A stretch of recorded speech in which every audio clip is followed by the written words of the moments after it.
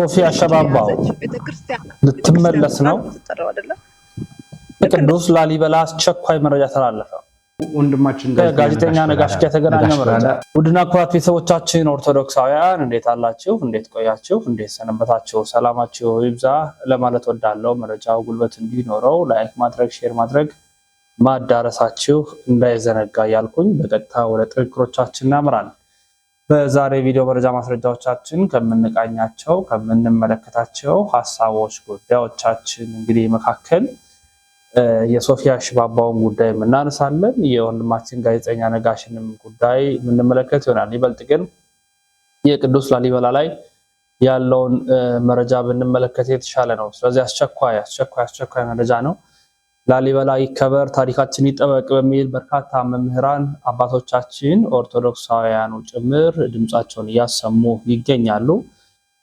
ላሊበላ ይከበር ታሪካችን ይጠበቅ። በአሜሪካ እንግዲህ ሰሜን ካሮላይና በሚገኝ መካነ አራዊት ውስጥ የዓለም ድንቅ ቅርስና የኢትዮጵያ ኦርቶዶክስ ተዋሕዶ ቤተክርስቲያን ቅዱስ ስፍራ የሆነውን የቅዱስ ላሊበላን ቤተክርስቲያን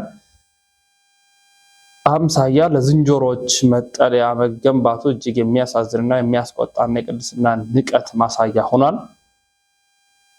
ላሊበላ ለኢትዮጵያና ለዓለም ጥቁር ሕዝብ የስነ ህንፃ ጥበብ ውጤት ብቻ ሳይሆን በሚሊዮኖች የሚቆጠሩ ምዕመናን በስግደትና በጸሎት የሚንበረከኩበት ዳግማዊት ኢየሩሳሌም ተብሎ የሚጠራ የተቀደሰ መካነ አምልኮ ነው። ይህ ድርጊት የሃይማኖት ንቀትና የታሪክ ጥላቻ ጥግ መገለጫ ነው።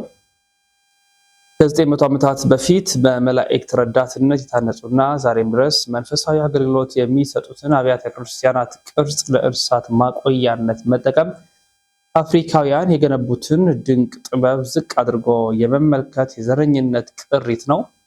የሰው ልጅ ሊደርስበት የማይችለውን ሰማያዊ ጥበብ ለዝንጀሮች መጫወቻነት ማዋል የቤተ ክርስቲያንን ክብር መንካት ብቻ ሳይሆን የኢትዮጵያና የአፍሪካውያንን ኩራት መጋፋት ነው። እኛ ኢትዮጵያውያንና የቤተ ክርስቲያን ልጆች ይህንን የንቀት ተግባር በጽኑ መቃወም አለብን። የኢትዮጵያ ኦርቶዶክስ ተዋሕዶ ቤተክርስቲያናችን በውጭ የምትኖሩ ኢትዮጵያውያን የሚመለከተው ሁሉ ይህን ድርጊት በአስቸኳይ እንዲቆምና የቅዱስ ስፍራ ክብር እንዲጠበቅ በህጋዊ መንገድ መጠየቅ ያስፈልጋል። የኛ ታሪክ ለጌጥ የተሰራ አይደለም። እምነታችን መጫወቻ መሆን የለበትም። እንኳን ቅዱስ ስፍራ የአንድ ድርጅት ሎጎ እንኳን ያስጠይቃል። ላሊበላ ይከበር ታሪካችን ይጠበቅ በሚል ነው እንግዲህ መልስ እንዲሰጥ በርካታ ህዝቦች በርካታ አማኞች ድምጻቸውን እያሰሙ የሚገኙት። እንግዲህ በላሊበላ ቅርጽ አስመስለው በጣም በሚያሳዝን መልኩ የአራዊት መፈንጫ ሆኗል። መካነ አራዊት ነው። ይኸውም በሰሜን ካሮላይና በሚገኝ ነው፣ አሜሪካ ላይ ማለት ነው። ዙ ነው። በዚህ ዙ ላይ የቅዱሱን ስፍራ የቅዱስ ላሊበላን ስፍራ ታላቁን ውበት ታላቁን ኪነ ህንፃ አስመስለው የዙ ወይም አራዊት መጫወቻ መፈንጫ አይነት ቅርጽ ሰርቷል። ይህ ደግሞ በዓለም ድንቅ ቅርስና የኢትዮጵያ ኦርቶዶክስ ተዋሕዶ ቤተክርስቲያን ቅዱስ ስፍራ እንግዲህ ዩኔስኮ መዝግቦታል። መመዝገቡ ብቻ ሳይሆን እንደ ኢትዮጵያ ኦርቶዶክስ ደግሞ የሆነ ቦታ ያለ ቅርስ ሳይሆን የኦርቶዶክስ ተዋሕዶ ቤተክርስቲያናችን ስፍራ ነው፣ በልዩነት የምናከብረው ስፍራ ነው ብለን እናከብራለን። ስለዚህ ይሄ እንደ ቀላል ነገር በዝምታ ወይንም በችለታ የሚታይ መሆን አለበት የሚል እምነት የለኝ። መንፈስን ከእግዚአብሔር ጋር በዚህ በግሪክ ታናሽ እስያ ውስጥ ያሉትን ደሴቶችን ብንመለከት የሚኖሩት ሁልጊዜ ሄዚኪያን ፕራክቲስ ያደርጋሉ ወይም ልምምድ ያደርጋሉ። ሁሌም መንፈሳቸው ከእግዚአብሔር ጋር የሚጸልዩትን ጸሎት እግዚኦ መሐረነ ክርስቶስ ወይም ደግሞ ኪርያ ለይሶን የሚለው እየጸለዩ ይቆያሉ። ሁልጊዜ የሚያስቡት ከእግዚአብሔር ጋር መኖርን ነው። ተኝተው እንኳን ነው የሚለው ባላቸው አጭር የእንቅልፍ ሰዓት ውስጥ ጸሎቱ አትቋረጥም። ተለማምደዋታል፣ ኮንተምፕሌት አድርገውታል በውስጣቸው። ስለዚህ ሁሉ ጊዜ ያንን ያሰላሰሉት እንዲኖሩ ያደርጋል። ኪሪሱ ክርስቲያ የጀሎ ይትፈሉ ሾም ተነመርተሉ ኪሪሱ ክርስቲያ የጀሎ ይትፈሉ eleison ton amartolo Kyrie Iisus Christe አሁን ቆመው ተቀምጠው እየሰሩ እየሄዱ በማንኛው መልኩ ይሄ ህይወታቸው ነው። ሪያላይሶን ጌታዬ ኢየሱስ ክርስቶስ ሆይ ማረኝ። ይህንን ህይወት ኤክስፒሪየንስ ማድረግ አለብን። ሁላችንም ይህንን ደስታ፣ ይህንን ስኬት፣ ይህንን ህይወት፣ ይህንን አስደሳች ነገር፣ ይህንን ከእግዚአብሔር ጋር የሚኖረንን ቅርበት በይበልጥ ማጠናከር አለ። ስለዚህ ኪሪያላይሶን ልንል ይገባል። እንደ ግሪካውያን እንዳሉ መነኮሳት ስንተኛም ስንነሳም ስንሄድ ስንመጣም ስሙን መጥራት መልመድ አፋችን መልመድ አለበት እንላለን። የጋዜጠኛ ነጋሽ በዳዳ ጉዳይ እንመልከት። እንግዲህ ጋዜጠኛ ነጋሽ በዳዳ መምህር ደረጀ ነጋሽን ጨምሮ ኦርቶዶክሳውያን ታስረዋል። ይህን ተከትሎ ያለው መረጃ እንከታተል እስቲ። ወንድማችን ጋዜጠኛ ነጋሽ በዳዳ ነው። ነጋሽ በዳዳ ከዚህ በፊት ምን ያህል ጊዜ እንደታሰረ የምናስታውሰው ነው። በአሁኑ ሰዓት ላይ ስለ ቤተክርስቲያን ማናቸውም አይነት መረጃ የሚሰጡ ሰዎችን እግር በእግር እየተከታተሉ እያስፈራሯቸው ለማሸማቀቅ እየሞከሩ ነው ያሉት። ነጋሽ የታሰረው ትናንትና ነው። ዛሬ ፍርድ ቤት ላይ ቀርቦ ነበር። ታዲያ ፍርድ ቤት ላይ የነበረው ነገር ምንድን ነው ከተባለ ሀገርን ለመገልበጥ ሀገርን ለማተራመስ በሽብር ሁኔታ የተከሰሰው ነጋሽ በዳዳ ማንን ስለተናገረ? ዳንኤልን ክብረትን ስለተናገረ ሀገርን በመረበሽ ሀገርን በማተራመስ ተብሎ የታሰረ። አይገርማችሁ? አንድ ሰው ወጥቶ ቤተክርስቲያን አትንኩብን፣ አባቶቻችንን አትንኩብን፣ አትግደሉን ብሎ መናገር በነ ዳንኤል ክብረት ቋንቋ ሽብር፣ ሀገር መረበሽ፣ የሀገሪቷን ሰላም ማናጋት ነው። ያሳዝናል። ግን ሌላኛው ደግሞ እናንሳ። የምርጫ ጉዳይ እየተወራ ማይንደር እንግዲህ መንግስት ሰው ምርጫ ወንድማችን ጋዜጠኛ ነጋሽ በዳዳ እስሩን ያቅልልህ፣ እግዚአብሔር መፈታቱን ያድልህ ነው የምንለው። ወደ ሶፊያ ሽባባ እንምጣ እስቲ። ሶፊያ ሽባባ ኦርቶዶክስ ልትሆን ነው፣ ልትጠመቅ ነው፣ ልትመለስ ነው የሚሉ ነገሮች ተደጋግመው ሲሰሙ ይገኛሉና እውነት ነው የሚለውን እስኪ እንከታተላለን። ህዝቦችን የያዘች ቤተክርስቲያን ተብላ ነው የምትጠራው አይደለ? ልክ እንደዛ ካቶሊክም ጭምር እንደዛው ቤተክርስቲያን ተብለው ነው የሚጠሩት። ለምን? የክርስቶስ አማኞች ስለሆኑ ማለት ነው። እና ፕሮቴስታንትም እንደዛው። ስለዚህ ሁሉም ላይ ያለው ችግር እኩል ነው። ኬር መደረግ ኦርቶዶክሳውያን ለማስደሰትም ምንም አይደለም።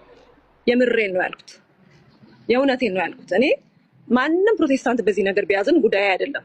የሚስተካከል ያለባቸው ነገሮች እንደ እግዚአብሔር ቃል ያልሆኑ የወጡ ነገሮች እግዚአብሔርን እንደሚያሳዝኑ መጽሐፍ ቅዱስ አስረግጦ በ4 ነጥብ ያስቀመጠው ነገሮችን ላይ ብትሰራና ቢስተካከሉ እነዚህ ነገሮች ማንንም ይቅርታ አልጠይቅም። ለኦርቶዶክስ መመለስ እውነቴን ነው የምናገር። ለምን እየተነሳ ቢፈጠፈጥ ማንም ሰው መመለስ አይቀርም። ለምን እንዴ የእናቴ አባቴ የቤተሰቦቼ የዘሬ ሲጀመር እኔ ኦርቶዶክስን ነው የማውቀው።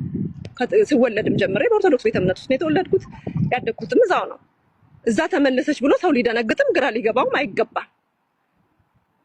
ጥያቄ የሚሆነው እነዛ ነገሮች እያሉ መስተካከል ያለባቸው ነገሮች እያሉ ሳይስተካከሉ ቢሄድ አሁን እኔ ሁሌ ቆይ መስተካከል ማለት ኦርቶዶክሶች እኮ ኤክስፕሌን ማድረግ ይችላሉ አይደል? እንደ ይሄን ነገር አሁን አንቺ ላስተካክላቸው ወይም የሚስተካከሉ የምትዩ ምናልባት ኦርቶዶክስ ለዘመናት ያኖረቻቸው ትክክል ብላ የምትሄድባቸው መንገዶች አሉ። ገብቶሻል? መነጋገር ያለብን ላስተካከል ተብሎ እኮ 47,000 ዲኖሚኔሽን ተደርሷል በፕሮቴስታንት። ላስተካከል እየተባለ ቢካም ላይ 47,000 ኦርቶዶክስ ሳታስተካክለው ለ3,000 ዘመናት ቆይታለች።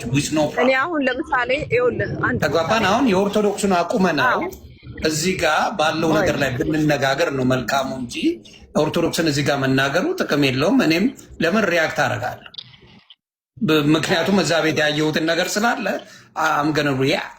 ስለዚህ አንድ አይሆን ሀሳባችን። በተለይ የመጣንበት ነገር በምንድን ነው መሰለሽ? በጣም በሚዘገንን ሁኔታ የነቢት ብርቱካንን በቸርች ለማውደም ጭራሽ ቤተክርስቲያኑ ላ አትሂዱ፣ እሷ ወንጌል አማኝ አይደለችም እስከማል እስከ መሰረዝ እስከ ማስወጣት የደረሱ ሰዎች ደርሰዋል።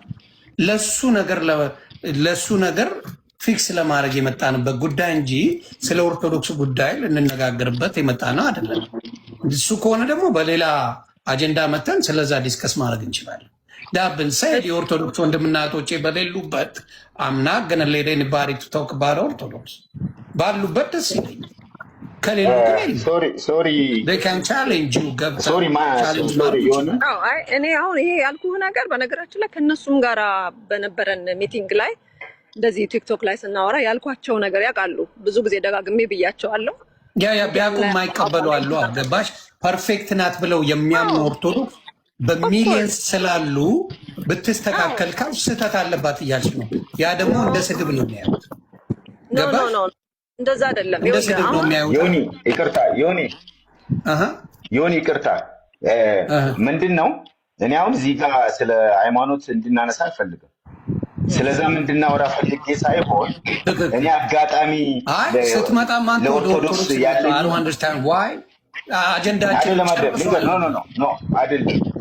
አይደለም ያለኝ ፖዚቲቭ ነገር ፖዚቲቭ ነገር ልነግርህ ነው። ለኦርቶዶክስ ያለኝን ፖዚቲቭ ነገር አስረድቼ ለማውራት ነው እንጂ ለእንትና ምንድን ነው። ቆይ አንዴ ከርዕስ መራቅ የለም። ርዕሱንም መለጠጥ የለም። አንዴ ዶክተር ስማ፣ ርዕሱን መለጠጥ የለም። አሁን እኔ በጣም መወዳቸው ማከብራቸው ሰዎች ናቸው እዚህ ጋር ያሉት። ነቢት ብርቱካንንም ዘማሪ ሶፊያንም በጣም መወዳቸው ማከብራቸው እህቶቼ ናቸው። ስለዚህ እነሱን በየጊዜው እየመጡ የሚቀጠቅጧቸው አሮን ነው ምን እንደሚፈልጉም ከነሱ ባላቅም በፕሮቴስታንት ሆነው በዘማሪት ሶፊያ የተባረኩ ደስ ያላቸው ሰዎች አሉ። በጣም ደስ ብሎቸው መዝሙሮቿን የሚያዳምጡ ብዙ ሰዎች አሉ። የእሷ ቫሊዩ ከነ ኤርሚያስ ቫሊዩ ይበልጣል እስከማየው ድረስ። ምክንያቱም አበርክታለች የሆነ ነገር ለዛች ለምታምንበት ቤተክርስቲያኗ ያበረከተችው ነገር አለ። በነቢት ብርቱካን እጅ ብዙ ሰዎች እንዳሉት ራሳቸው ምስክርና የሰጡት ማንም ሳይዛቸው ማንም ሳይጎትታቸው። እኔ ነቢት ብርቱካን ጋር ሄጄ እሷ ጸልያለኝ እንደዚህ ነገር ሆኛለሁ፣ ከዚህ ነገር ተፈውቻለሁ፣ እንደዚህ ሆኛለሁ ያሉ ሰዎች አሉ። ያንን ክርስትና እንዲወጡላቸው የሚደረግ ፕሮፓጋንዳ ሶሻል ሚዲያ ላይ እየተሰራ ነው። ያንን እኔ እቃወመዋለሁ። ስለዚህ በዛ ነገር ላይ ምን መደረግ አለበት ብለን ብንነጋገር ይሻላል እንጂ ሮጠን ከኦርቶዶክስ ጋር ኮምፔር ማድረጉ there is no point እያልኩ ነው። ምንም አያገናኘው ከኦርቶዶክስ ጋር የሚያገናኘው ነገር። የኦርቶዶክስ ወንድምና እህቶች በፍጹም የነቢይትን ብርቱካን ስም እየጠሩ ሲያብጠለጥሉ አታገኝም። እንዲሁም ዘማሪት ሶፊያ ሽባባው በብዛት እንዲያው ባለፈው በለቀቀችው ላይ ፖዚቲቭ ሆነው እንኳን የመለሱት የኦርቶዶክስ ልጆች ናቸው። እውነት ለመናገር ሲያብጠለጥሏት የነበሩት እና ቢች ዳር ላይ ሆነው በቡታታ መዝሙር የሚለቁ ሴቶችን ለምን አይናገሩ?